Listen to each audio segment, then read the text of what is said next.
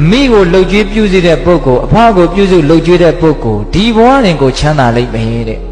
အဲ့ဒါအခုဒီခေတ်မှာမိဘကိုပြုစုလှုပ်ကြွေးလို့ချမ်းသာဒုက္ခနဲ့ပြည့်စုံကြတဲ့လူတွေအများကြီးရှိတယ်လက်တွေ့နော်လက်တွေ့နော်ဟိုဘဝကူးပြီးတဲ့အထိအကျိုးပေးမဆောင်ဘူးဒိဋ္ဌဓမ္မဝေဒနိယကံအနေနဲ့မိခင်ဖခင်တို့ပေါ်မှာတိတက်နားနဲ့လိမ်မာတဲ့သာသမီဒီဘဝရင်ချမ်းသာတာရှိတယ်ဟုတ်ရဲ့လားပြီးတော့ဦးဇင်းတို့ဟိုတရားမင်းဖြစ်စေတတ်တဲ့ကံဆိုပြီးတော့မြတ်စွာဘုရားမဟာလိကိုဟောထားတာရှိတယ်တရားဖြစ်အောင်ကျင့်ရမယ်အကျင့်တရားဟောမဟာလိမင်းသားကမြတ်စွာဘုရားကိုလာပြီးတော့လျှောက်တယ်ရှင်ဘုရားတဲ့တရားမင်းဆိုတာကိုမြတ်စွာဘုရားမြင်ဘူးလားတဲ့အဲ့ဒါမြတ်စွာဘုရားကမြင်ဘူးတယ်လို့ပြောတော့အရှင်ဘုရားမြင်ဘူးတဲ့တရားမင်းကအတုအယောင်ပဲဖြစ်မယ်ထင်တယ်တဲ့ဘာလို့ဆိုတရားဆိုတာကတာမန်လူတွေမြင်ဖို့သိခဲရင်းနေငါသူက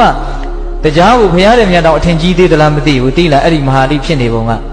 အဲ့ဒီမှာမြတ်စွာဘုရားကမဟာလိကိုပြောတယ်တရားမင်းကိုငါမြင်လဲမြင်ဘူးတဲ့တရားဖြစ်အောင်ဘယ်လိုလုပ်ရမယ်ဆိုတာလဲငါကောင်းကောင်းသိတယ်တဲ့တရားအကြောင်းကအကုန်လုံးသိတယ်အဲ့ဒီမှာတရားဖြစ်အောင်ကျင့်ရမယ်ကျင့်စဉ်ဆိုတာထဲမှာမိခင်ဖခင်ကိုကျွေးမွေးရမယ်ဆိုတာတစ်ချက်ပါတယ်ဟုတ်ရဲ့လားဒါဦးဇင်းတို့မိဘနဲ့ပတ်သက်ပြီးတော့စုဆောင်းထားတာလေးပေါ့လေပြီးတော့သုဝဏသမ္မဇတ်ထဲမှာမိဘကိုပြုစုလုပ်ကြွေးတဲ့ပုဂ္ဂိုလ်များနတ်တွေကတောင်ဆေးကုတယ်လို့ဒါရိုက်ပါဠိတော်ထဲမှာဟောထားတာရှိတယ်အဲ့ဒါပိဿဘောသူတော်ကောင်းတို့ကိုယ့်ဘဝမှာအခက်အခဲအကျက်တဲတွေဆိုတာတစ်ခါမဟုတ်တစ်ခါတွေ့ရတတ်တယ်နော်ကျမ်းမာရေးအရာအမျိုးမျိုးသောအရေးတွေကြောင့်အစင်မပြေတာတွေတွေ့လာရင်ငါမိဘအပေါ်မှာစိတ်ကောင်းနှလုံးကောင်းထားတယ်တတ်နိုင်သမျှပြုစုတယ်လုပ်ကြွေးတယ်အီမန်နဲ့သစ္စာစကားကြောင့်အစင်ပြေပါစေဒီတိုင်မကောင်းဘူးလားအေးကိုယ့်ဘဝမှာအစင်ပြေမှုတွေရနိုင်တယ်နော်နတ်တွေကတောင်ဆေးကုတယ်လို့ပြောထားတယ်ဟုတ်ရလားအေးပြီးတော့ဦးဇင်းတို့ဟိုမင်္ဂလာတရားဖြစ်တယ်တဲ့မိဘကိုကျွေးသူပြုစုလုပ်ကြွေးတာဒါကတော့ပိဿတို့အလုံးသိပြီးသားပါ